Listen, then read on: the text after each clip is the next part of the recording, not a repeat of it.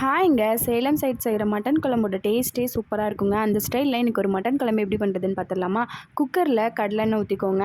கடுகு உளுத்தம் பருப்பு போட்டுட்டு பொரிஞ்சதுக்கப்புறமா ஒரு கை சின்ன வெங்காயம், ஒரு கொத்து கருவேப்பிலை போட்டு நல்லா கலந்துக்கோங்க. ஒரு பெரிய தக்காளியை கட் பண்ணி சேர்த்துக்கோங்க. இப்போ மசாலாஸ் ஆட் பண்ணிக்கலாம். 1/4 ஸ்பூன் மஞ்சத்தூள், 1 ஸ்பூன் மிளகாத்தூள், 2 ஸ்பூன் கறி மசால், பெப்பர் பவுடர் கொஞ்சமாக சேர்த்துட்டு தேவையான அளவு உப்பு சேர்த்து நல்லா கலந்து விட்டுக்கோங்க. இப்போ கழுவி வச்சிருக்க மட்டனை சேர்த்து நல்லா கலந்து விடுங்க. மட்டன் வேகிற அளவுக்கு தேவையான அளவு தண்ணி ஊற்றிட்டு மூடி போட்டு வச்சு மட்டன் வேகிற அளவுக்கு விசில் வச்சுக்கலாம். இப்போ இதுக்கு மசாலா ரெடி பண்ணிக்கலாம்.